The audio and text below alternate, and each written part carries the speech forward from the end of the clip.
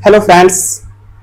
चीन और ताइवान के बीच का विवाद बहुत ऐतिहासिक है और दोस्तों इसकी शुरुआत जो है वो अपने आप में जितनी इंटरेस्टिंग है और वर्तमान सिनेरियो वो अपने आप में उतना ही रोचक है।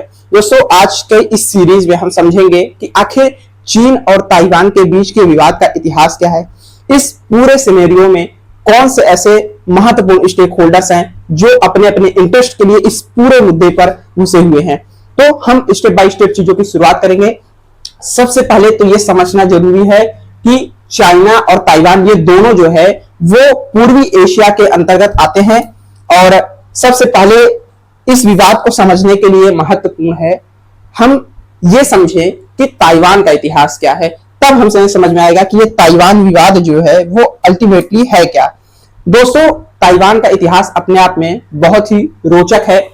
हम अगर बहुत पहले इतिहास में जाएं, तकरीबन 6000 वर्ष पहले, जब ये एक, चूंकि ताइवान जो है वो एक आइलैंड है और इस आइलैंड पर जो है आज से तकरीबन 6000 साल पहले जो है वो ऑस्ट्रोनेशियन पीपल्स, और दोस्तों देखिए दुनिया भर में जो भी इंसान जहां भी बसा हुआ है वो वहां पर शुरू से ही नहीं था, वो कहीं ना कहीं एक जगह से दूसरी जगह पर, एक स्थान से दूसरे स्थान पर भ्रमण करते हुए वहां पर पहुंचा है। तो एक लंबी जर्नी, एक लंबा इतिहास रहा है। तो दुनिया के जो भूशास्त्री या जो मानव इतिहास के विषय में अध्ययन करने वाले लोग हैं उन्होंने इसको अलग अलग कैटेगरी में डिवाइड किया है। उनके अनुसार सबसे पहले ऑस्ट्रोनेशियन पीपल थे जो कि सेटल हुए ताइवान में, और ये ऑस्ट्रोनेशियन पीपल्स आप देख सकते हैं मैप में कि ये जो ऑस्ट्रेलिया और न्यूजीलैंड वाला इलाका है, इस इलाके से तकरीबन आज से कई हजार वर्ष पहले ये सेटल होके आते हैं ताइवान पे अलग अलग रास्ते से, और फिर ताइवान के रास्ते ये चीन, जापान, साउथ कोरिया अलग अलग क्षेत्रों में फैलते हैं। ये तो बहुत पुराना इतिहास हो गया। हम अब आते हैं मॉडर्न हिस्ट्री पर, आधुनिक इतिहास में ताइवान के इतिहास की शुरुआत कहां से होती है। तो दोस्तों 1624 ईस्वी में ये डच कॉलोनी बनता है। आपको पता है दोस्तों कि 16वीं से 17वीं शताब्दी ये जो है उपनिवेशवाद का चरम दौर था। इस दौरान जो यूरोपीय कंपनियां थी वो एशिया और दुनिया के तमाम बड़े हिस्सों पर अपना उपनिवेश स्थापित करने के लिए प्रयासरत थी। अब इसी आपाधापी में इन लोगों ने ताइवान पर कंट्रोल कर लिया। तो ताइवान जो है वो डच कॉलोनी है। डच जो है वो नीदरलैंड जो आज का देश है वहां के लोगों को डच कहा जाता था। तो डच लोगों ने यहां पर अपनी कॉलोनी स्टैब्लिश करी, यहां से अपना व्यापारिक मार्ग, चूंकि आप देखेंगे तो जो ताइवान है वो बहुत ही स्ट्रेटेजिक लोकेशन पर है, चाहे जापान के साथ व्यापार करना हो, कोरिया के साथ, चीन के साथ, और चाहे साउथ ईस्ट एशिया के जितने भी आप महत्वपूर्ण देश देखिए, इंडोनेशिया, मलेशिया, उन सभी से जो भी होने वाला व्यापारिक मार्ग है वो कहीं ना कहीं ताइवान से होकर गुजरता था। तो ताइवान की जो जियोपॉलिटिकल इंपॉर्टेंस थी वो आज नहीं, वो तब से थी, और इसीलिए जो है डच लोगों ने वहां पर कंट्रोल करा। उसके बाद दोस्तों इस पूरे घटनाक्रम में मैं टाइमलाइन पे विशेष फोकस कर रहा हूं, क्योंकि टाइमलाइन से ही चीजें आगे हमें क्लियर होंगी कि विवाद की जो जड़ है वो शुरू कहां से होती है। तो टाइमलाइन पे विशेष फोकस करते रहिएगा। अगर जरूरी हो तो आप कॉपी पेन लेकर बैठिए और इंपॉर्टेंट पॉइंट्स को नोट डाउन भी कर सकते हैं। 1662 सबसे इंपॉर्टेंट टाइमलाइन अगर हम देखें तो 1662 एडी है।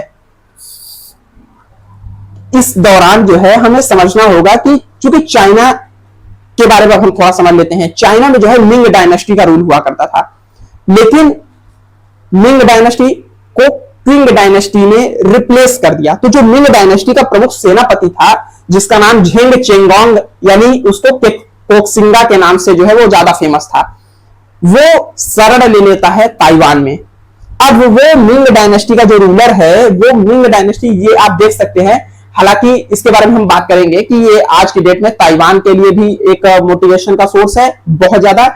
एंड स्पेशली ऐसा नहीं है कि चीन इसको अपना आइडियल नहीं मानता, चीन भी इसको अपना आइडियल मानता है, बिकॉज ये कहीं ना कहीं जो मेन लैंड चाइना है वहां का ही शासक का सेनापति हुआ करता था। तो ये ताइवान भाग जाता है और वहां से इसने वापस से मेन लैंड चाइना में मिंग डायनेस्टी को स्टैब्लिश करने का प्रयास अपना जारी रखता है। अब चूंकि मेनलैंड जो चाइना था उस पर क्विंग डायनेस्टी का रूल आ चुका था। आप देख लीजिए, मैप से थोड़ा मैं डिस्कस करूंगा तो ये चीजें जो है ज्यादा समझ में आएंगी। आप देख सकते हैं ये जो मेनलैंड चाइना है यहां पर जो है क्विंग डायनेस्टी जो है रूल करने लगी, तो मिंग डायनेस्टी भाग के यहां शिफ्ट हो गई। अब ये जो मिंग डायनेस्टी थी ये प्रयास कर रही थी कि वापस से हम चाइना पर अपना कंट्रोल बरकरार कर सकें, और सारी लड़ाई जो है इसी की थी। जो स्थिति क्विंग डायनेस्टी और मिंग डायनेस्टी के बीच में है। यही चीज आगे चल के आपको दिखेगा। चीन की जो कम्युनिस्ट पार्टी और जो चीन की नेशनलिस्ट पार्टी थी, यानी कि चाइना और ताइवान के बीच विवाद, ये वहीं पर जाकर के कनेक्ट होंगे आपस में। दोस्तों मुझे समझ आ रहा है कि शुरुआत में चीजें आपको उतनी समझ नहीं आ रही हैं, लेकिन 5 से 10 मिनट बाद जब चीजें आपको बहुत अच्छे से समझ में आने लगेंगी, तो यहां से शुरुआत होती है। सबसे पहले यहां पर 1683 में जो है वो किंग डायनेस्टी आता है। पूरी तरीके से इसने जो है कंट्रोल कर लिया ताइवान पे, क्योंकि इस बीच में जो सेनापति था उसकी मृत्यु हो जाती है। और जैसे ही सेनापति की मृत्यु होती है, चूंकि वो मिंग डायनेस्टी को वापस से स्टेब्लिश करना चाह रहा था, तो जो अभियान वो चला रहा था वो अभियान वहीं पर ठप पड़ गया। तो क्विंग डायनेस्टी उस समय तक बहुत ताकतवर हो चुकी थी और क्विंग डायनेस्टी ने हमला करके ताइवान पर भी अपना कंट्रोल जमा लिया। अब अगली कहानी देखते हैं, हम शुरुआत करते हैं कि कहां से शुरू होती है। फिर आता है 1885। 1885 यानी कि अब इन दोनों के बीच के गैप को देख लीजिए। इन दोनों के बीच के गैप को देखेंगे तो 1683 में क्विंग डायनेस्टी ने कंट्रोल कर लिया था ताइवान पे, लेकिन उसने अभी भी उसको अपना ऑफिशियल प्रोविंस नहीं बनाया था। ऑफिशियल प्रोविंस बनाने में कई जनरेशन लग गए ताकि विद्रोह न भड़के। तो पहली बार 1885 में क्विंग डायनेस्टी ने ताइवान को फॉर्मल प्रोविंस बनाया कि ये जो है मेनलैंड चाइना से ही एसोसिएटेड है, अलग नहीं है। लेकिन दोस्तों ये सब चीज हो रहा था, लेकिन उसी दौरान एक और बहुत महत्वपूर्ण घटना जो है वो पूर्वी एशिया में घटित हो रही थी, और वो था जापान का उदय। जापान जो है मेजिनी शासन में जिस तरीके से और जिस तेजी से जापान का इंडस्ट्रियलाइजेशन हुआ, जिस तरीके से जापान ताकतवर बन के उभरा, उसने अपना प्रभाव फैलाना शुरू किया। और इसका पहला इंपैक्ट आपको दिखेगा 1895 में। 1895 में आप देखेंगे कि पहला सीनो जापानीज वॉर, यानी मेनलैंड जो चाइना था वहां के शासक यानी कि क्विंग डायनेस्टी का जो शासक था और जो जापान का शासक था मेजिनी, उनकी सेनाओं के बीच में पहला युद्ध होता है 1894 से 95 में। और पहली बार यहां चाइना को मुंह की खानी पड़ती है, क्विंग डायनेस्टी को मुंह की खानी पड़ती है। और 1895 में इन्हें मजबूर होकर ताइवान जो है वो जापान को हैंड ओवर करना पड़ता है। और ये जापान के लिए बहुत बड़ी स्ट्रेटेजिक विन थी, बिकॉज आप सोचिए कि पूरे व्यापारिक मार्ग का, जो कि एशिया, पूर्वी एशिया से होने वाले व्यापारिक मार्ग का अधिकांश हिस्सा जो है वो ताइवान स्ट्रेट से, ताइवान की खाड़ी से, उस रास्ते से, उस गलियारे से जो चीन और ताइवान के बीच है वहां से होकर गुजरता था। और उस जियोपॉलिटिकल इंपॉर्टेंट जो पॉइंट था, फ्लैश पॉइंट था, वहां पर जापान ने कंट्रोल कर लिया। और मजे की बात है कि 1895 में जापान ने कंट्रोल किया और 1945 यानी कि सेकेंड वर्ल्ड वॉर में जब जापान हारता है तब तक तकरीबन आप देखें तो 50 साल, तो दोस्तों ये छोटा समय नहीं होता, मतलब बहुत लंबा समय है। 50 लॉन्ग ईयर्स, 50 साल जापान ने एक छत्र राज किया, टोटल कंट्रोल। और इस दौरान बहुत महत्वपूर्ण घटना घटती, क्योंकि इस दौरान जो है ताइवान जापान की कॉलोनी था, यहां पर जो है एक अलग राजनीतिक और सामाजिक पहचान विकसित होने लगी। यानी कि यहाँ के जो लोग थे उनके अंदर ये भावना विकसित होने लगी कि हम मेनलैंड चाइना से अलग हैं। ये जो भावना थी ये बहुत इंपॉर्टेंट रोल प्ले करता है, आगे चल के इसको हम प्रॉपर चीजों को समझेंगे। अब अगला महत्वपूर्ण पड़ाव क्या आता है, अब ये देखते हैं।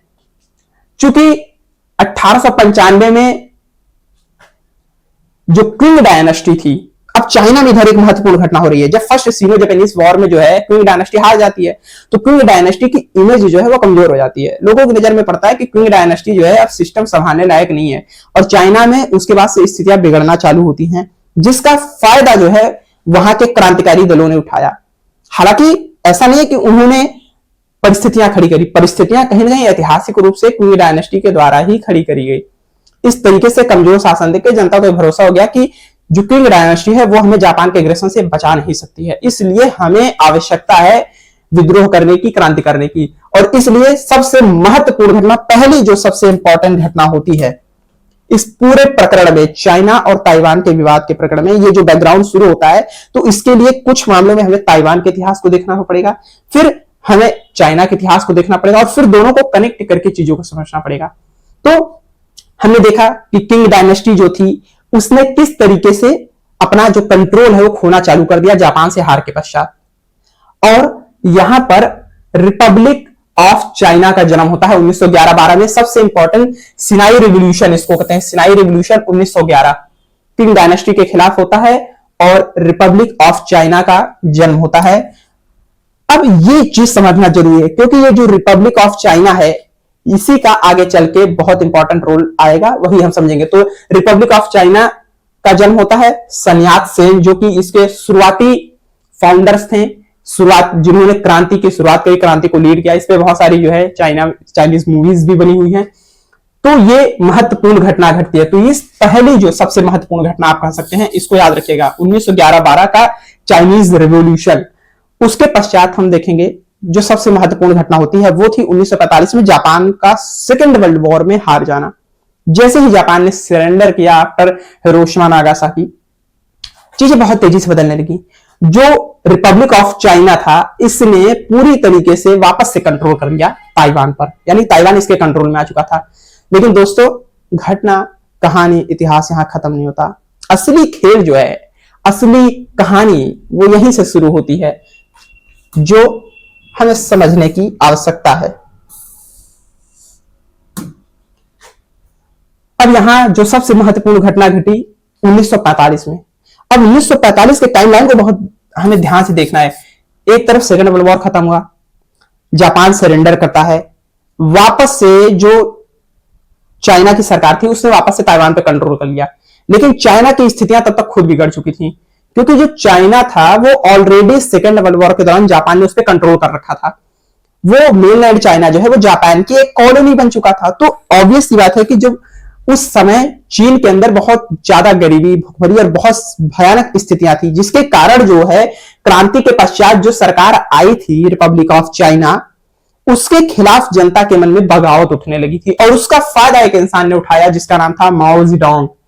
माओ जेडोंग ने उस क्रांति को लीड किया। वो अंदर ही अंदर शुरू से ही स्थितियां क्रिएट कर रहा था, लेकिन चूंकि जापान ने हमला कर दिया, जापान ने कंट्रोल कर लिया, तो उस सरकार के साथ, चाइनीज सरकार के साथ मिलकर वो कोऑपरेट कर रहा था। लेकिन अंदर ही अंदर वो बंदा अपनी पूरी तैयारी कस के बैठा था। उसे पता था कि सिर्फ एक मूवमेंट की आवश्यकता है और विद्रोह सफल हो जाएगा और वो सत्ता को प्राप्त करने में सफल होगा। और वो दिन आया 1945 में।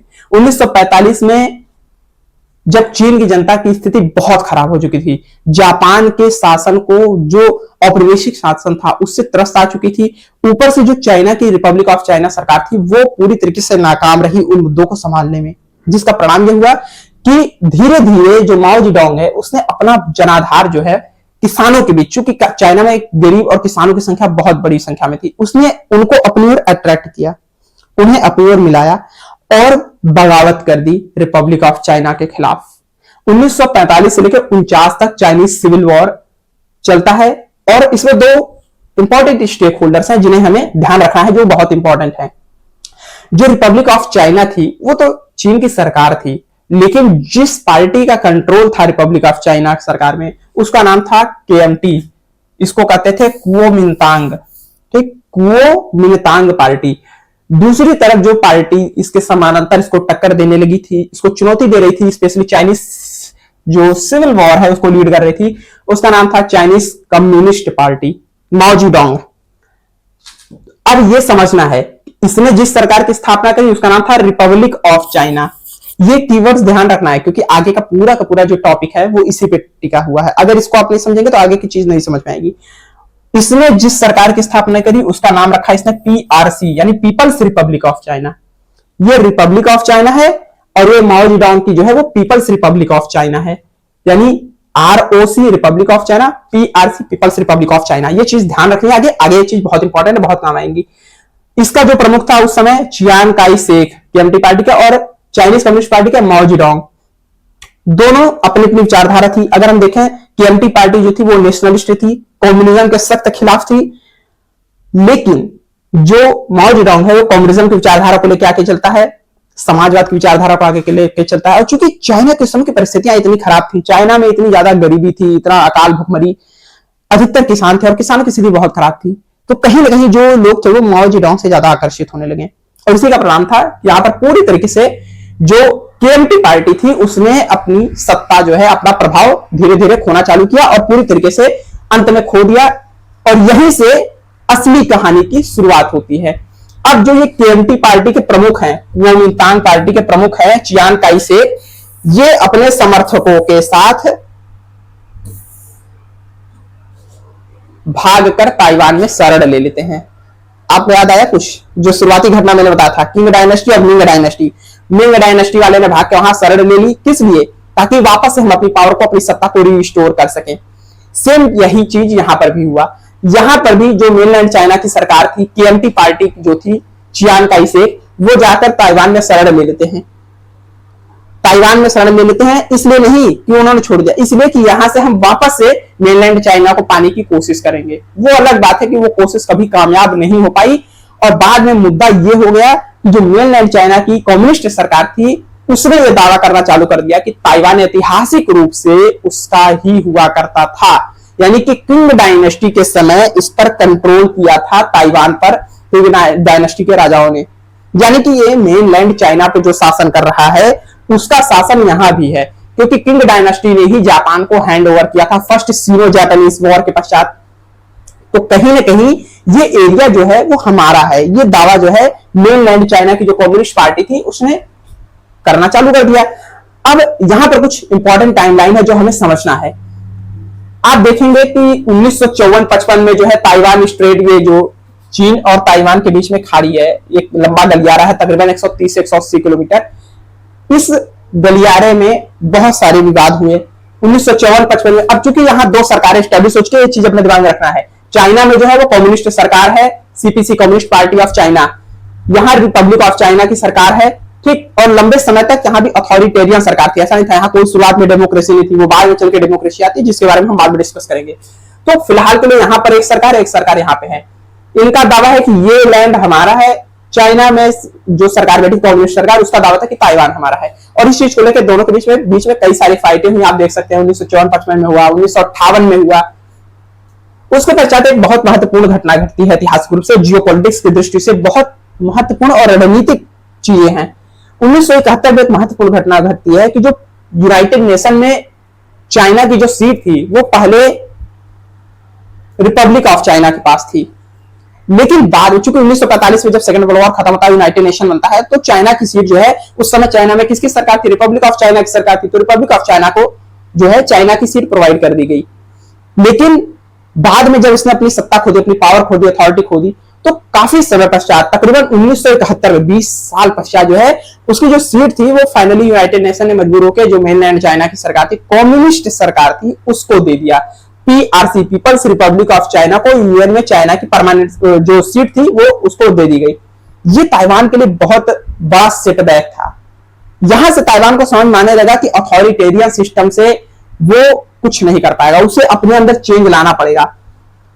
दूसरी महत्वपूर्ण घटना 1972 में यह होती है कि जो यूएस प्रेसिडेंट थे निक्सन, रिचर्ड निक्सन, ये चाइना का दौरा करते हैं। यहां से अमेरिका जो है वो एक अलग ही लेवल का गेम खेलने लगा। अमेरिका चूंकि एक कैपिटलिस्ट कंट्री है, अभी ये चीज मैं आगे डिस्कस करूंगा कि आखिर इसके पीछे जो है असली कहानी क्या है।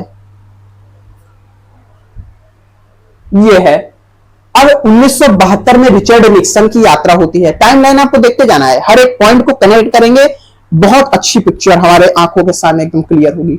1972 रिचर्ड निक्सन अमेरिका के जो प्रेसिडेंट थे वो चाइना की यात्रा करते हैं। उन्होंने चीन से बात की, और चूंकि उस समय तक चीन की परिस्थितियां बहुत खराब थी, माओ जेडोंग थे नहीं, दूसरे प्रेसिडेंट बन चुके थे और चाइना की स्थिति खराब हो रही थी।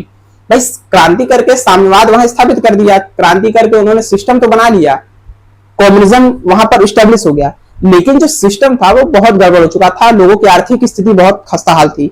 अमेरिका को यहाँ पर एक विकल्प देखता है और अमेरिका ने चीन को ऑफर करा कि अगर आप हमारे हिसाब से अपनी जो इकोनॉमिक पॉलिसी है, पॉलिटिकल सिस्टम आपको जैसे रखना है आप रखिए, लेकिन जो इकोनॉमिक पॉलिसी है अगर वो आप हमारे हिसाब से सिस्टम को सेट करेंगे तो डेफिनेटली हम आपकी मदद करेंगे।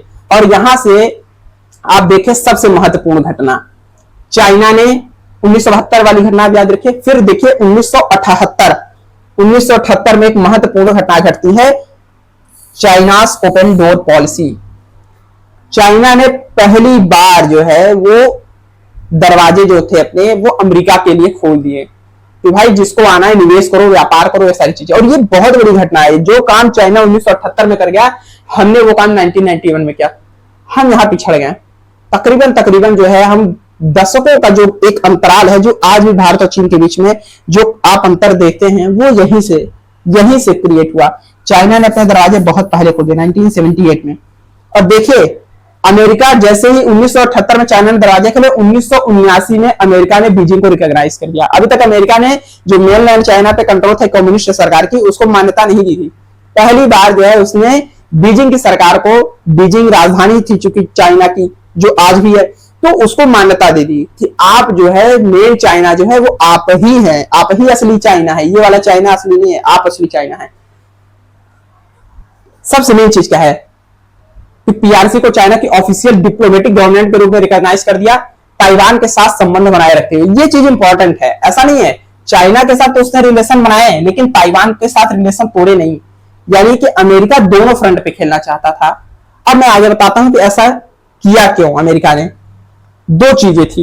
एक तो अमेरिका बिगेस्ट इन्वेस्टमेंट इन कम्युनिस्ट चाइना, अमेरिका ने भारी इन्वेस्टमेंट करा था, तो सीधी सी बात है कि इसको सपोर्ट करेगा ही। और पीआरसी द्वारा इन्वेस्टमेंट की परमिशन के बाद मान्यता, यानी जब परमिशन दिया तब अमेरिका ने उसको मान्यता दिया। 1978 में ओपन डोर पॉलिसी आती है और 1979 में यूएस ने बीजिंग को रिकॉग्नाइज किया। अमेरिका अपना फायदा देखता है, बिना अपना फायदा देखे वो मदद नहीं करने वाला है। लेकिन अब ये सवाल उठता है कि जब एक तरफ चाइना के साथ इतना गलबहियां कर रहा था, तो उसने ताइवान की मदद क्यों करी? इसके लिए हमें अमेरिका के डिप्लोमेसी को, अमेरिका की कूटनीतिक रणनीति को समझना पड़ेगा, जिसने अमेरिका को कहीं ना कहीं सुपर पावर बनाया। या फिर ये कह लें कि सुपर पावर होने की वजह से ऑब्वियस बात है उसके अंदर वो नेचर आ गया। और वो क्या है कि उसने ताइवान के साथ भी रिलेशन इसलिए बनाया ताकि इन फ्यूचर अगर चाइना हमारे हाथ से निकले, चाइना हमारे कंट्रोल से निकले, तो चाइना को कंट्रोल करने के लिए कोई तो रहना चाहिए ना। अगर चाइना हाथ से निकलता है तो ताइवान के थ्रू हम चाइना पर दबाव बनाएंगे और इस पूरे गलियारे पे, इस पूरे रूट पे हम चाइना के ऊपर जो है साइकोलॉजिकल प्रेशर का गेम खेलेंगे।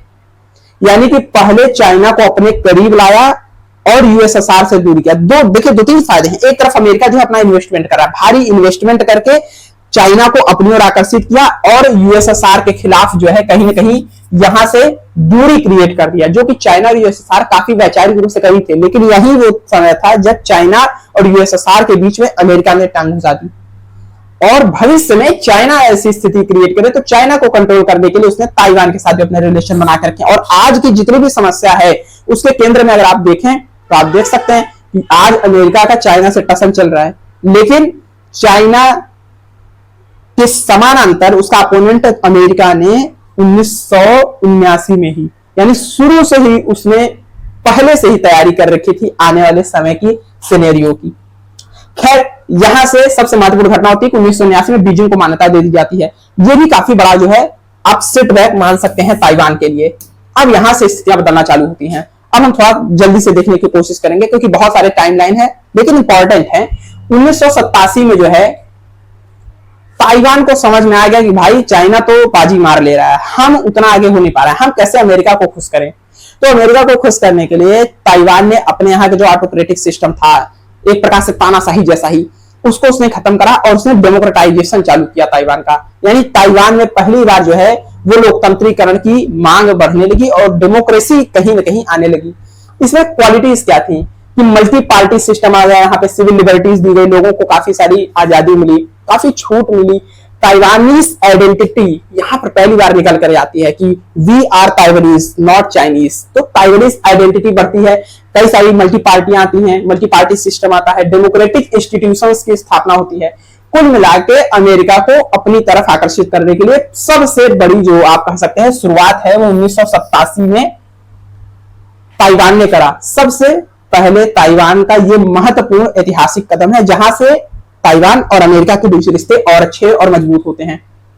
1992 में एक महत्वपूर्ण घटना घटती है कि पहली बार बीजिंग और ताइपेई, जो कि ताइवान की राजधानी है आज की डेट में, बीजिंग और ताइपेई इनके बीच में एक डील होती है। हालांकि वो डील ज्यादा टिकती नहीं है, वही चीज है, ताइवान उसकी अलग व्याख्या करता है, बीजिंग उसकी अलग व्याख्या करता है, दोनों को लेकर वो कुल मिला के विवाद की स्थिति यथावत बनी रहती है। 1995-96 में थर्ड ताइवान स्ट्रेट क्राइसिस होता है, 2 बार ऑलरेडी हो चुका था।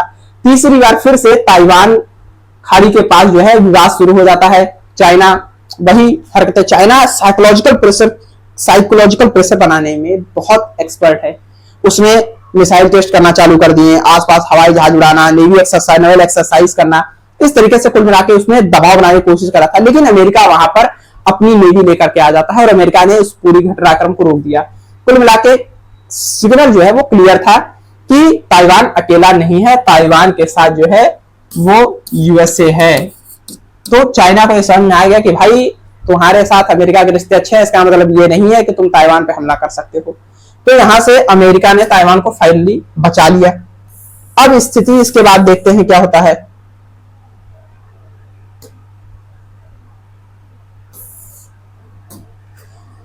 फिर एक महत्वपूर्ण घटना होती है 2000 में। ताइवान में पहली बार सत्ता परिवर्तन होती है। जो केएमटी पार्टी थी, कुओमिंतांग, जो कि शुरुआती दौर से ही ताइवान के मुद्दे को, ताइवान और चीन के बीच जो विवाद था उस मुद्दे को लीड कर रही थी।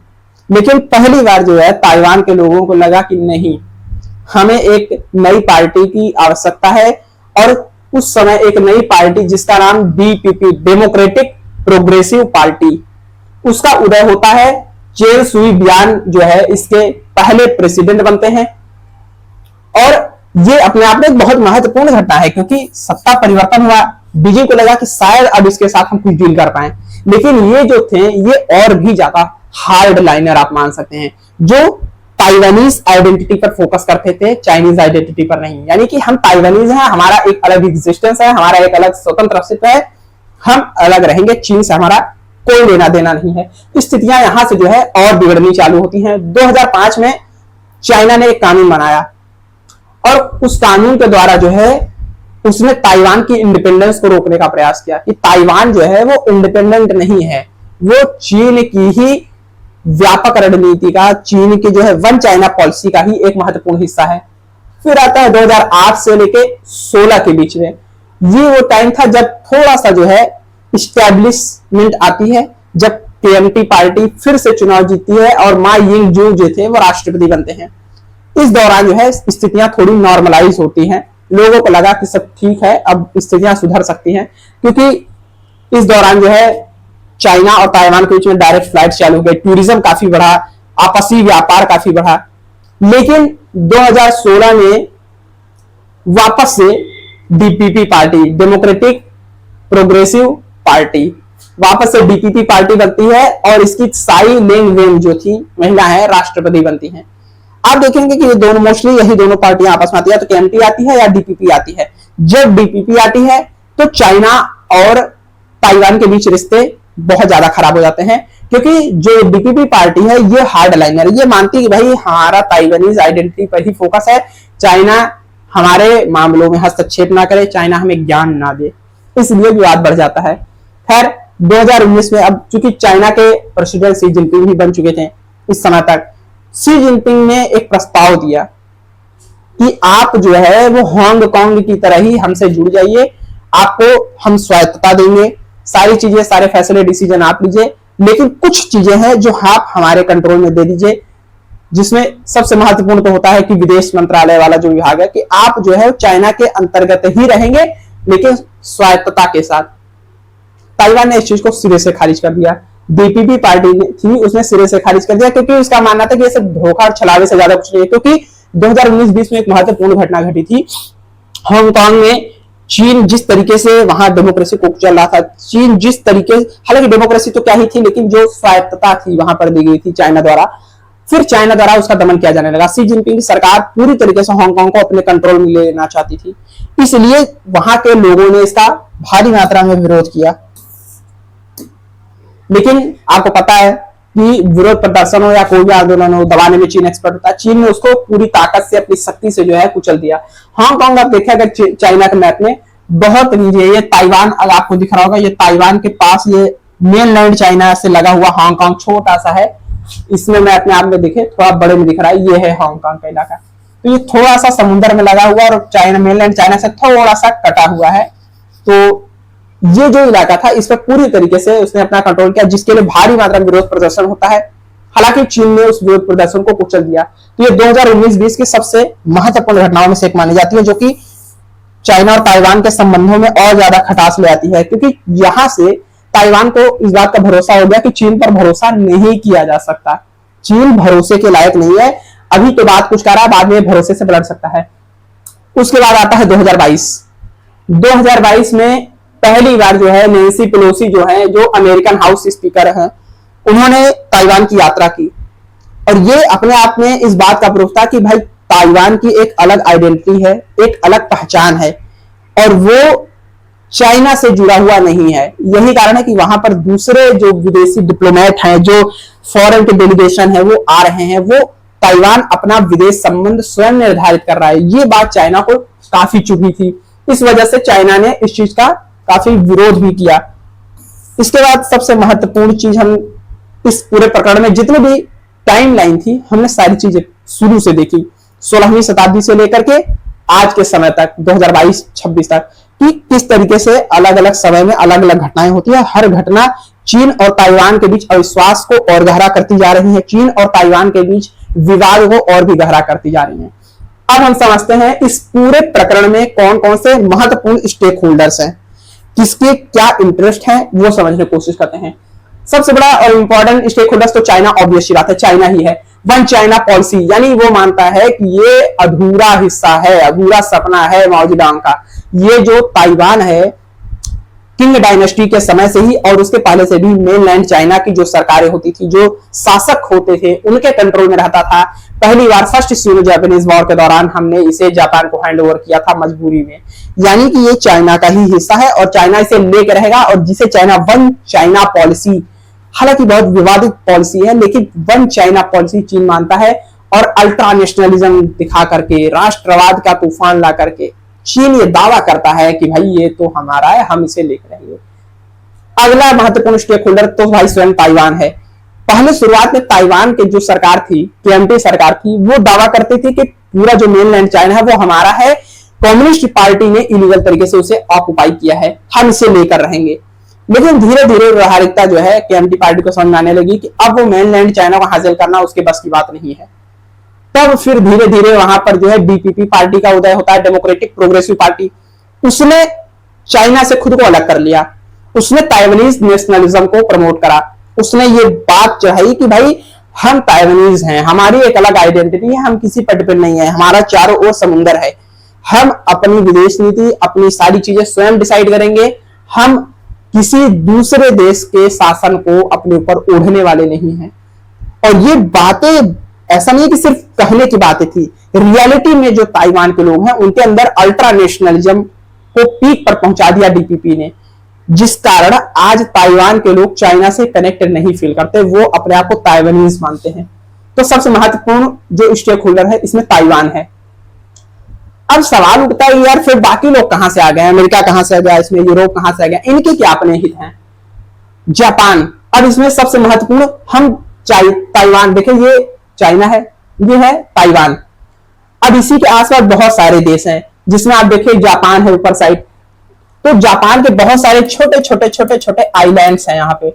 जापान को पता है कि अगर एक बार ताइवान पर कंट्रोल कर ले गया चाइना, तो भविष्य में उसके आइलैंड्स पर भी चीन अपना दावा करेगा, चीन की निगाह पड़ेगी और फिर उसको कंट्रोल करना आसान नहीं होगा।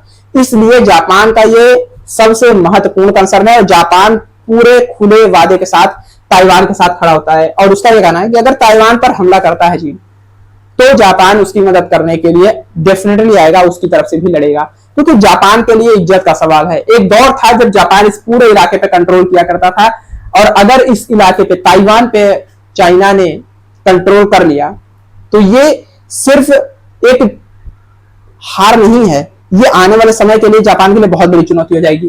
क्योंकि ये जो आप देख रहे हैं ना, ताइवान स्ट्रेट, जहां से व्यापारिक रूट, अधिकांश जो जापान का साउथ कोरिया का व्यापार होता है वो इसी रास्ते से होता है। ये रास्ता उनके लिए टोटली बंद हो जाएगा, या फिर आने वाले समय में चीन इस रास्ते पर दिक्कत खड़ी करेगा। इसलिए जरूरी है कि इस इलाके पर ताइवान का कंट्रोल बना रहे। तो साउथ कोरिया है, जापान है, इसके अलावा फिलीपींस, वियतनाम, जितने आप देश देख रहे हैं, ये फिलीपींस है, ये इंडोनेशिया है, मलेशिया है, ये वियतनाम है, तो वियतनाम के भी अगर आप देखें तो बहुत सारे छोटे छोटे यहाँ पर आइलैंड्स हैं, तो इन पर चाइना से अक्सर विवाद रहता है। इस कारण भी जो है ये सारे देश जो है वो जापान और ताइवान के साथ मिलकर के खड़े हो जाते हैं, क्योंकि चाइना के साथ विवाद है। सीधी सी बात है, अगर दो दुश्मन है, इनके बीच आपस में लड़ाई और इनके बीच भी आपस में लड़ाई, तो ये दोनों ऑटोमेटिक दोस्त बन जाएंगे। ये डिप्लोमेसी का साधारण सा रूल है। आप देख ही सकते हैं कि इंडिया और चाइना के बीच में लड़ाई है, फिर China versus Taiwan, Japan, south Korea, Vietnam, Philippines, तो चाइना का इन सभी के साथ लफड़ा है, चाइना का इन सभी के साथ विवाद है, किसी को आइलैंड के साथ, किसी का बॉर्डर डिस्प्यूट है। तो कहीं ना कहीं ऑब्वियस बात है कि इंडिया का इन सभी के साथ एक नेचुरल जो है अलाई बन जाता है, अपने आप ये सभी अच्छे पार्टनर, अच्छे दोस्त बन जाते हैं। तो हम यहां पर देख रहे हैं सबसे इंपॉर्टेंट स्टेक होल्डर्स कौन कौन थे। अब महत्वपूर्ण प्रश्न उठता है कि क्या सिर्फ जमीन के एक टुकड़े के लिए ही सारी लड़ाई है, या इसके पीछे और भी कोई खेल है, असली कारण जो हमें समझना पड़ेगा। तो डेफिनेटली शुरुआती दौर से ही चाइना कंट्रोल करना चाहता था पूरी तरीके से ताइवान को, वन चाइना पॉलिसी के तहत, लेकिन ऐसा नहीं है। आज वर्तमान समय में इसमें और भी कई फैक्टर जो है जुड़ गए हैं, जिसमें सबसे इंपॉर्टेंट जो फैक्टर है वो है सेमीकंडक्टर इफेक्ट। दोस्तों, आज के समय में जिस तरीके से, जिस तेजी के साथ दुनिया बदल रही है, जिस तेजी के साथ टेक्नोलॉजी इवॉल्व हो रही है, चाहे वो स्पेस सेक्टर में हो, डिफेंस सेक्टर में हो, ऑटोमोबाइल सेक्टर में हो, एआई के सेक्टर में हो, किसी भी आप सेक्टर में देखें, इवन इंटरनेट हो, इंटरनेट टेक्नोलॉजी, इंटरनेट क्रांति, डिजिटल टेक्नोलॉजी जिस तरीके से इवॉल्व हो रही है, हर एक चीज में कहीं ना कहीं सेमीकंडक्टर टेक्नोलॉजी का इस्तेमाल हो रहा है। और ये सेमीकंडक्टर चिप्स की मैन्युफैक्चरिंग का बहुत बड़ा हब जो है वो आज की डेट में ताइवान है। ताइवान ने खुद को इस तरीके से इवॉल्व करा है सेमीकंडक्टर, वो भी एडवांस सेमीकंडक्टर चिप्स बनाने के मामले में। इसलिए कहीं ना कहीं ये चीज समझने की बात है कि चाइना सिर्फ जमीन के टुकड़े को, यानी कि जियो पॉलिटिकल इंपॉर्टेंस जो उसका है, सिर्फ इस वजह से नहीं कंट्रोल करना चाहता, क्योंकि पूरी मॉडर्न टेक्नोलॉजी की जो बैकबोन है वो इस सेमीकंडक्टर चिप्स जो होती हैं उन पर डिपेंड करता है। अलग अलग सेक्टर में अलग अलग जितनी भी टेक्नोलॉजी है सभी में इसका कहीं ना कहीं इस्तेमाल होता है। इसलिए मैंने कहा बैकबोन, रीढ़ की हड्डी है, और अगर ये टूट गई, इस पर चाइना ने कब्जा कर लिया, तो ये पूरी दुनिया के लिए कंसर्न है, specially south Korea, Japan, Germany, Europe, America, और डेफिनेटली भारत के लिए भी, क्योंकि भारत भी जिस तरीके से अपनी टेक्नोलॉजी को इवॉल्व कर रहा है, जिस तरीके से भारत जो है भविष्य में अपना एक टारगेट रखता है, और अगर उस महत्वपूर्ण चीज पर ही दुश्मन का कंट्रोल हो गया, तो सीधी सी बात है कि वो उसके लिए आने वाले समय में बहुत बड़ी चुनौती खड़ी कर देगा। और इसमें आप देख सकते हैं अलग अलग प्लेयर हैं, ऐसा नहीं है कि ताइवानी ही इस चीज को मैन्युफैक्चर करता है, बहुत बड़े बड़े खिलाड़ी यहाँ पे अमेरिका है, जापान है, south Korea, Germany, China, Japan. लेकिन जो ताइवान है आज के डेट में, वो देश छोटा भले हो क्षेत्रफल के मामले में, जनसंख्या मामले में, लेकिन जिस तेजी से, जिस एडवांस लेवल पर वो चिप मैन्युफैक्चरिंग कर रहा है, वो अपने आप में कोई छोटा चीज नहीं है। और उस पूरे प्लांट पर, उस पूरे इकोसिस्टम पर कंट्रोल का मतलब है कि ये दुनिया के लिए एक थ्रेट से कम नहीं है। तो ताइवान के मामले में हमें दो तीन बातें ध्यान में रखनी है। सिर्फ जो है वो मतलब सिर्फ जियोपॉलिटिकल इंपॉर्टेंस, यानी कि वो ट्रेड रूट सारा वहां से गुजरता है, यही बात नहीं है। उसके साथ साथ ट्रेड रूट, लैंड जो जमीन है ताइवान, जियोपॉलिटिकल लोकेशन है, उसको कंट्रोल करना, उसके अलावा सेमीकंडक्टर पे कंट्रोल करना चाहता है, जो सेमीकंडक्टर प्रोडक्शन लाइन है उस पर कंट्रोल करना चाहता है चाइना, इसलिए भी वो ताइवान को टारगेट में अपने लेकर चलता है। और यही बात यहां पर मैंने मेंशन करी है कि आखिर ताइवान को चाइना चाहता क्यों है। सिंपल बेसिक चीज, मैप्स आपको बहुत अच्छे तरीके से चीजें क्लियर कर देंगे। मैप जो है वो बहुत अच्छे से चीजें समझाने में महारत हासिल होती है मैप के थ्रू। आप देख सकते हैं कि ये है मेनलैंड चाइना, और चाइना ने यहाँ पर चूंकि लंबा समुद्र का हिस्सा लगता है, चाइना ने अपनी पूरी नेवी जो है यहाँ पर नेवल बेसेस बना रखे हैं अलग अलग। यह ताइवान, इनके बीच में तकरीबन 130 से 180 किलोमीटर का काफी गैप है। चाइना को पता है कि इस रास्ते से जो व्यापारिक रूप से, वो आप देख सकते हैं, ये इंडोनेशिया का, ये है अंडमान निकोबार, यहां से जो भी वेस्ट एशिया से व्यापार होता है, और यूरोप से वेस्ट एशिया आता है, वेस्ट एशिया से अरब सागर से हिंद महासागर से आता है, और ये इंडोनेशिया के रास्ते, स्ट्रेट ऑफ मलक्का जिसको हम कहते हैं, स्ट्रेट ऑफ मलक्का के रास्ते ये इंडोनेशिया से होते, मलेशिया से होते हुए, फिलीपींस से होते हुए ये ताइवान के पास से गुजरता है। इस रूट से ताइवान के जो पूर्वी हिस्सा है, ताइवान का पूर्वी हिस्सा यहां से भी गुजरता है, और ताइवान के पश्चिमी हिस्से से भी गुजरता है। तो ये दोनों रूट से गुजरता है। यानी कि इस रास्ते पर कंट्रोल का मतलब है, यानी ताइवान पर कंट्रोल मतलब इस रूट पर कंट्रोल। और ये रूट जो है जापान और साउथ कोरिया, और चूंकि इनका चाइना से टसन है तो जापान और साउथ कोरिया के लिए बहुत बड़ा थ्रेट है। जापान साउथ कोरिया अमेरिका के अलाइज हैं, और कहीं ना कहीं अमेरिका जो है इस पूरे रीजन में, इस एरिया में अमेरिका भी अलग अलग जगह पे अपने बेसेस बनाया है। इवन जापान में सबसे ज्यादा अमेरिका के बेसेस हैं, तो कहीं ना कहीं ये अमेरिका के लिए भी एक थ्रेट होगा। इसलिए सभी के कॉमन इंटरेस्ट जुड़े हुए हैं ताइवान को लेकर के। बाकी हिस्टोरिकल क्लेम तो बहुत कॉमन चीज है, ये तो सब जानते हैं कि भाई ऐतिहासिक एग्जांपल देता है चीन की, हमारा ये शुरू से ही ताइवान पर कंट्रोल था तो हमें चाहिए। दूसरा महत्वपूर्ण कारण, ये पहला आप मान सकते हैं। दूसरा इंपॉर्टेंट कारण है स्ट्रेटेजिक जियोपॉलिटिकल इंपॉर्टेंस, जो कि मैंने अभी बताया, ट्रेड रूट वाला सारा मामला है। तीसरा महत्वपूर्ण आप देख सकते हैं सेमीकंडक्टर इंडस्ट्री पर कंट्रोल, क्योंकि चाइना में बहुत बड़े स्केल पर एडवांस सेमीकंडक्टर चिप्स की मैन्युफैक्चरिंग होती है, और ये चीज चाइना को पता है कि अगर हम इस पर कंट्रोल कर ले तो दुनिया की जितनी भी एडवांस टेक्नोलॉजी है उस पर चीन का कंट्रोल हो जाएगा। दुनिया के जितने भी डिफेंस, स्पेशली सबसे बड़ा खतरा जो है डिफेंस मैन्युफैक्चरिंग के लिए होगा, क्योंकि डिफेंस के जितने भी इक्विपमेंट्स आज के समय में बन रहे हैं वो कहीं ना कहीं सेमीकंडक्टर चिप्स की उसमें बहुत इंपॉर्टेंट रोल है। उसके बिना जो है चीजें ऑटोमेशन मोड में नहीं जा सकती हैं, तो इसलिए सेमीकंडक्टर इंडस्ट्री बहुत इंपॉर्टेंट हो जाता है, और इसलिए सारे देश इस चीज को लेकर कंसर्न है। दूसरी बात कि ताइवान पर चूंकि अमेरिका भी सपोर्ट करता है, इसलिए ये चाइना के नाक का सवाल बन गया है। चाइना चाहता है कि इस एरिया में अमेरिका हस्तक्षेप न करे, ये जो पूर्वी एशिया है इस पर अमेरिका की दखलंदाजी कम हो। चाइना कुल मिलाकर अपना महत्व बढ़ाना चाहता है इस एरिया में, और साउथ चाइना सी और वेस्टर्न पैसिफिक, यानी यह है साउथ चाइना सी वाला इलाका और यह है वेस्टर्न पैसिफिक, इस पूरे स्पेशली वेस्टर्न पैसिफिक का जो इलाका है इस पर अमेरिका अपना दबदबा बना के रखता है। तो ये चीज जो है चाइना को थोड़ा खलती है। चाइना को लगता है कि वो इस पूरे रीजन में चाइना अपना अकेला वर्चस्व, अपना प्रभुत्व बनाना चाहता है, जो कि चाइना के लिए आसान नहीं है। ये चीज मैं कभी किसी और वीडियो में बनाऊंगा। ये चाइना की बहुत बड़ी, आप कह सकते हैं, जियोग्राफिकल जियोपॉलिटिकल लिमिटेशन है कि उसको समुद्र खुला हुआ नहीं मिला। जैसे आप अगर हिंद महासागर देखें भारत का, तो भारत के दावे को चुनौती देने वाला कोई बहुत बड़ा देश है नहीं। छोटे छोटे देश है, मालदीव है, श्रीलंका है और एक दो देश है, कुछ खास है नहीं। लेकिन चाइना के पास ऐसा नहीं है। चाइना के पास बहुत बड़ी लिमिटेशन है उसकी ज्योग्राफी की, कि चाइना डेफिनेटली ताकतवर बनेगा पर चाइना उस स्केल पर ग्रो नहीं कर सकता, बिकॉज चाइना को चुनौती देने के लिए इन फ्यूचर जापान अपनी नेवी, जिस तरीके से जापान अपग्रेड कर रहा है खुद को, इसमें कोई दो रानी के आने वाले समय में जापान भी अपनी नेवी बनाएगा। साउथ कोरिया के पास अपनी नेवी है, तो ये कितने ताकतवर देश है, साउथ कोरिया, जापान, उसके अलावा वियतनाम और फिलीपींस भी जिस तरीके से अपने आप अपग्रेड कर रहे हैं, इंडोनेशिया है, तो इतने सारे देश हैं उस एरिया में चुनौती देने के लिए चाइना को। तो चाइना एक प्रकार से अपनी ज्योग्राफी में बन गया है, इसलिए भी चाइना कंट्रोल करना चाहता है ताइवान पे, कि ताइवान के थ्रू वो पूरे उस इलाके पर अपनी नजर बना सके।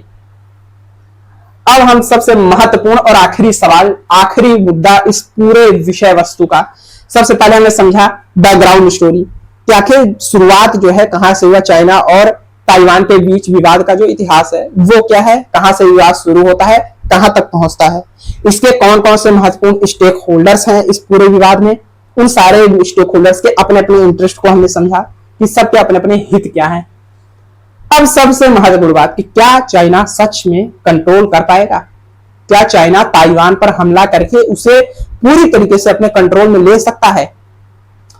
तो डेफिनेटली ले सकता है। चाइना बहुत ताकतवर है, आज से 5 साल 10 साल पहले भले न रहा हो, लेकिन आज की डेट में चाइना बहुत ताकतवर है, इसमें कोई दो राय नहीं और इस बात से कोई इनकार नहीं कर सकता। लेकिन दोस्तों इतिहास गवाह है कि बड़े बड़े युद्ध, चाहे जितना भी बड़ा वॉर हो, चाहे जितनी भी बड़ी महाशक्ति सामने लड़ रही हो, लेकिन जिस व्यक्ति से वो लड़ रहे हैं उसकी विल पावर अगर बहुत स्ट्रांग है, उसके अंदर नेशनलिज्म अगर पीक पर है, तो उसको हराना आसान नहीं होता दोस्तों, बहुत कठिन काम हो जाता है, इतना आसान नहीं है उसको हराना। और यही चीज हम समझने की कोशिश करेंगे कि आखिर वो कौन से फैक्टर्स हैं जो ताइवान को एक स्ट्रेटेजिक एज देते हैं, जिसकी वजह से एक बढ़त देते हैं और चाइना को वहां पर मात खानी पड़ती है और चाइना वहां पर मात खा सकता है। सबसे महत्वपूर्ण तो ताइवान का ज्योग्राफिकल फैक्टर्स है। जी हाँ दोस्तों, ताइवान की ज्योग्राफी को समझना पड़ेगा। आप देख सकते हैं इन चित्रों में कि ताइवान में बहुत, मतलब ताइवान आप समझ लीजिए कि एक आइलैंड है, चारों तरफ आप देखिए समुंदर से घिरा हुआ है, सबसे बड़ा जो एडवांटेज है ताइवान को, पहला एडवांटेज तो ये है कि चारों तरफ समुद्र से घिरा है। दूसरा, जो ताइवान समुद्र के तट से लगा है वहां पर बहुत कम समुद्री बीच है, तटीय इलाके बहुत कम है। अधिकतर जो तटीय इलाके हैं वो खड़ा करार है। आप देखिए ये एरिया आप देखिए समुद्र का, ये समुद्र के किनारे ऐसी खड़ी पहाड़ियां हैं। यानी कि अगर Chinese navy in future attack करती है तो डेफिनेटली कोई भी नेवी होगी वो समुद्र के रास्ते अटैक करेगी। तो जब समुद्र से वो उस ताइवान के किनारे पर पहुंचेगी तो उसे अपने जहाजों को खड़ा करने के लिए इलाका तो चाहिए होगा ना, लेकिन वो इलाका उसे मिलेगा कहां? आप सोचिए, यहां पर आई एक नाव आती है, बड़ी सी नाव है, नाव के किनारे लगी। अब यहां नाव से जो सैनिक हैं वो उतरेंगे कहां पे? क्योंकि किनारा तो है ही नहीं, खड़ी पहाड़ी है, खड़ी चढ़ाई है। इस खड़ी चढ़ाई को क्रॉस कर और आप मान लीजिए चढ़ने का प्रयास भी करेंगे, यहां पर उनके सैनिक बंकर बना के बैठे होंगे, बंदूक तान के सीधा शूट कर देंगे आपके ऊपर। और अधिकतर ताइवान का इलाका ऐसे है, बहुत कम इलाके हैं स्ट्रेटेजिक लोकेशन है जहां पर मान लीजिए कुछ इलाके होंगे जहां पर जो है तटीय इलाके होंगे जहां पर आप उतर सकते हैं। लेकिन जो ताइवान है उसने वहां पर भी प्रॉपर तैयारी कर रखी है। अगर आप उतरते हैं वो पहले से ही वहां पर पहाड़ों में बैठे हुए हैं छिप करके, वो तुरंत देख लेंगे कि आप तरफ आ रहे। और सीधी सी बात है, अगर आप मैदानी इलाके में हैं, आप मान लीजिए यहां पर हैं, आप समुद्र के, यहां समुद्र है, यहां से उतर के चाइनीज ट्रूप्स जो है वो लैंड के थ्रू इन्वेजन करते हैं मान लीजिए। तो लैंड के थ्रू इन्वेजन करने के लिए जब आप लैंड से आगे बढ़ेंगे और ये खड़ी पहाड़ी है यहाँ पर, और ये पहाड़ी में ये लोग बैठे हैं बंदूक लगा करके, जब तक से आप चलते चलते यहां तक पहुंचेंगे तब तक वो आपके ऊपर गोलियां बरसा देंगे। इतना आसान नहीं है, यानी लैंड इन्वेजन बहुत बड़ी चुनौती है। सी के थ्रू इन्वेजन करेंगे भी तो समुद्र से यहां तक आप आ जाएंगे ना, चाइना से यहां तक। उसके बाद यहां से मेन लैंड पे हमला करने के लिए आपको लैंड के थ्रू इन्वेजन करना पड़ेगा, जो कि आसान नहीं है। अब बात आती है कि हवाई हमला तो कर सकता है, डेफिनेटली कर सकता है, लेकिन दोस्तों सबसे बड़ी चुनौती हवाई हमले में क्या है? आज के समय में जिस तरीके से हमने देखा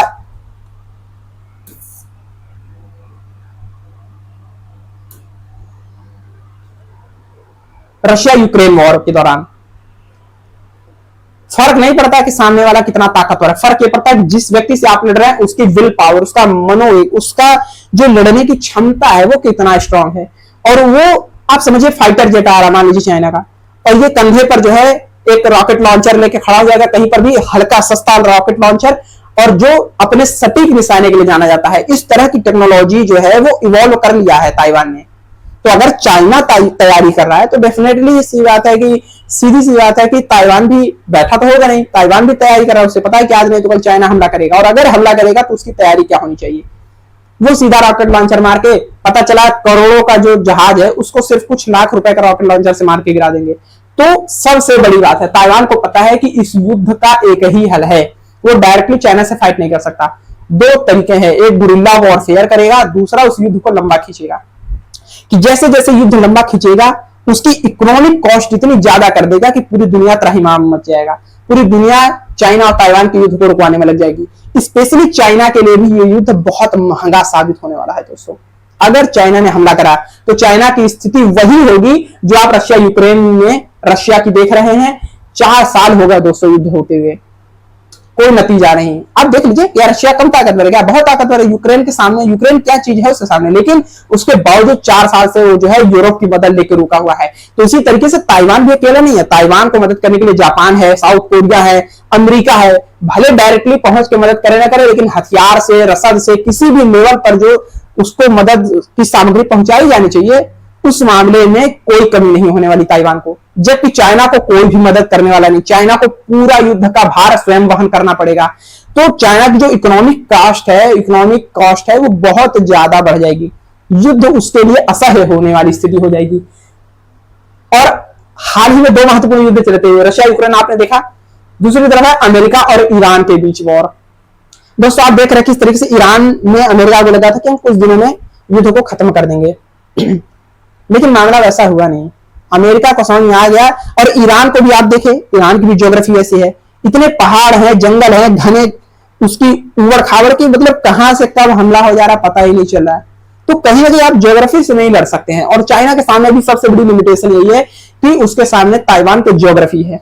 ताइवान का जो भौगोलिक स्ट्रक्चर है वो ऐसा है कि आप वहां पर हमला करने, और ये हिस्टोरिकल एग्जाम्पल्स हैं, इतिहास हमें यही सिखाता है। चाइना हमला कर दे ईगो में, वो इतिहास से कुछ सीखे नहीं तो वो उसकी समस्या है। लेकिन इतिहास हमें यही सिखाता है। इतिहास की दो महत्वपूर्ण घटनाएं दोस्तों आपको याद होंगी, वियतनाम वॉर और अफगानिस्तान वॉर।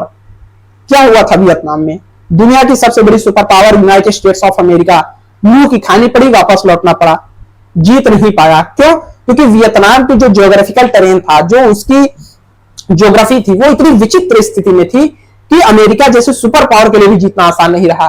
घने जंगल, पहाड़ियां, सुरंग, कहां से जीतोगे? ताइवान में भी यही है। ताइवान ने पूरी तैयारी कर रखी है, उसे पता है कि चाइना आज मिलकर हमला करेगा, इसलिए उसने भी अपने देश के अंदर पहाड़ों के अंदर टनल बिछा रखी हैं, सुरंगें बना रखी हैं, जियोग्राफिकल पॉइंट्स बना रखे, जो पॉलिटिकल इंपॉर्टेंस की दृष्टि से पॉइंट बना रखे हैं कि अगर चाइनीज सैनिक लैंड के थ्रू इन्वेजन करते हैं तो गुरिल्ला वॉरफेयर के थ्रू पहाड़ों से हमला करेंगे, तो चाइनीज ट्रूप्स जो है उस ट्रैप में फंस जाएंगे बहुत गंदा। उनके लिए वापस भागने के भी रास्ते नहीं बचेंगे, समुद्र से भागेंगे, वो समुद्र पे हमला कर देंगे। तो आसान खेल नहीं होने वाला है। अफगानिस्तान में भी देख लीजिए आप, अफगानिस्तान का इतिहास गवाह है, जिसने भी हमला किया उसकी कब्र खुदी है। सबसे पहले जो है ब्रिटेन ने शुरुआत करा था, फिर रशिया ने इस पर इन्वेजन करने की कोशिश की। ब्रिटेन का तो आपने हाल ही देखा कि कितने, ऐसा नहीं है, उसने डेफिनेटली अफगानिस्तान को बहुत नुकसान पहुंचाया, लेकिन उसके बदले में उसको दुगना नुकसान खुद उठाना पड़ा, तो कुछ हासिल हुआ नहीं। रशिया का भी यही हासिल हुआ, रशिया को भी वहां से भागना पड़ा अंत में। फिर सुपर पावर अमेरिका गया, अमेरिका ने कहा नहीं हम तो जाएंगे अफगानिस्तान में और हम कंट्रोल करके दिखाएंगे, लेकिन भाग के तीन पात अमेरिका भी बिफर गया। अमेरिका को भी समझ में आ गया कि हम अफगानिस्तान को कंट्रोल नहीं कर सकते, और वो सीन तो आपको याद होगा कि किस तरीके से काबुल में लोग भाग रहे हैं, हवाई जहाज को चढ़ने की कोशिश कर रहे हैं, और उसमें कितने लोगों की जान चली जाती है जब तालिबान ने टेक ओवर किया। तालिबान 2.0 की जब शुरुआत होती है, तो अफगानिस्तान एक ऐसी ज्योग्राफिकल टेरेन है कि उस पर किसी ने आज तक कंट्रोल नहीं कर पाया। तो हमारे सामने ऐतिहासिक एग्जाम्पल है, दो सबसे महत्वपूर्ण एग्जाम्पल तो हमें इतिहास से ही मिल जाते हैं अतीत में, और वर्तमान की दो महत्वपूर्ण घटना, रशिया यूक्रेन वॉर और अमेरिका ईरान वॉर। ये हमें सिखाता है कि किसी भी देश के लिए, चाहे वो कितना भी बड़ा सुपर पावर क्यों ना हो, जिस देश के ऊपर हमला कर रहा है, सामने वाले के ऊपर हमला कर रहा है, उसकी ज्योग्राफी कैसे है, उसके आसपास का जो पॉलिटिकल सिनेरियो क्या है, वो समझे बिना अगर आप हमला करेंगे तो आप एक लंबे युद्ध में फंसेंगे। और ताइवान पूरा मन बना चुका है, ताइवान को एकदम क्लियर है दो तीन चीजें, एक तो उसे सपोर्ट है अमेरिका, जापान, यूरोप, हथियार का और तमाम अन्य चीजों का सपोर्ट, क्योंकि उनके भी अपने हित जुड़े हुए हैं। अगर सेमीकंडक्टर इंडस्ट्री गई चाइना के हाथ में, ये अमेरिका के लिए भी बहुत बड़ा थ्रेट होगा, क्योंकि डिफेंस मैन्युफैक्चरिंग का एक बहुत बड़ा सिस्टम जो है वो इस सेमीकंडक्टर इंडस्ट्री पर डिपेंडेंट है। बिना इसके मिसाइल नहीं चलने वाली, सैटेलाइट नहीं चलने वाले, रॉकेट नहीं चलने वाले, हथियार, तो सारी चीजें बेकार हो जाएंगी। तो अमेरिका का बहुत बड़ा इंटरेस्ट इसमें जुड़ा हुआ है, इसलिए किसी भी कीमत पर अमेरिका ताइवान की रक्षा करेगा। जापान इसलिए करेगा क्योंकि ट्रेड रूट उसके लिए खतरा रहेगा, इसलिए जापान तो ऑब्वियस, उसकी प्रधानमंत्री ने तो सनाई तकाची ने कहा दिया कि भाई हम तो ताइवान के साथ हैं, अगर ताइवान पर हमला करता है चीन तो हम ताइवान की मदद करने के लिए डायरेक्टली लड़ेंगे। तो कहीं ना कहीं ये एक महत्वपूर्ण फैक्टर है। दूसरा, ताइवान की ज्योग्राफी, जिस तरीके से ताइवान की ज्योग्राफी मैंने अभी आपको दिखाई, ये ज्योग्राफी बताने के लिए पर्याप्त है कि ताइवान पर ऊपर हमला करना बहुत कठिन होने वाला है। इतनी खड़ी पहाड़ियां, चट्टाने, उबड़ खाबड़ इलाके हैं, कोस्टल इलाके में इतना आप देख रहे हैं ऐसे इलाके कि यहाँ नाव खड़ी करना ही अपने आप में चुनौतीपूर्ण है। आप कहाँ खड़ी करेंगे नाव? कोई क्लियर जिससे बीच होता है, बीच का एरिया होता है, वो बीच एरिया है ही नहीं। ऐसे चट्टान है तटों में, तटों के किनारे, या तो फिर वही है खड़ी पहाड़ियां हैं। बहुत कम ही एरिया है जहां पर इस तरीके से तटीय इलाके हों, और जो है भी तो वहां पर वो अपने स्ट्रेटेजिक लोकेशन पे बैठे हुए हैं। अगर आपने लैंड के थ्रू इन्वेजन किया तो सीधा आपके ऊपर फायर खोल देंगे। तो इतना आसान खेल जो है वो होने वाला है नहीं। और मैंने बताया कि ताइवान जो है वो सालों से इसकी तैयारी कर रहा है, और ताइवान का सिर्फ एक ही एजेंडा रहेगा कि इस युद्ध को लंबा खींच दिया जाए। तो दोस्तों, आपने देखा कि किस तरीके से ये जो जियोपॉलिटिकल राइवलरी है वो फाइनली यहां तक पहुंच चुकी है, और ये सिर्फ वक्त की बात है कि चीन हमला करता है या नहीं करता। लेकिन अगर करेगा तो मैंने जो जो सिनेरियो आपको बताए हैं, यही सारी चीजें जो है चाइना के साथ रिपीट होने वाली हैं, जो रशिया के साथ, अमेरिका के साथ अलग अलग युद्धों में हुआ था अतीत में भी और वर्तमान में हो रहा है, और इतिहास फिर वही अपने आप को दोहराएगा। तो दोस्तों, कैसा लगा आपको ये वीडियो, कमेंट करके जरूर बताइएगा। मैंने कोशिश करी है कि सारी चीजें जो है, जितना भी इसमें इंपॉर्टेंट चीजें थी कवर करने लायक, सारी चीजें मैंने कवर करी हैं। तो आज का चाइना वर्सेस ताइवान का जो सीरीज है यही समाप्त होता है। मिलेंगे जल्द ही एक नए वीडियो के साथ, तब तक के लिए दीजिए इजाजत। धन्यवाद। जय हिंद।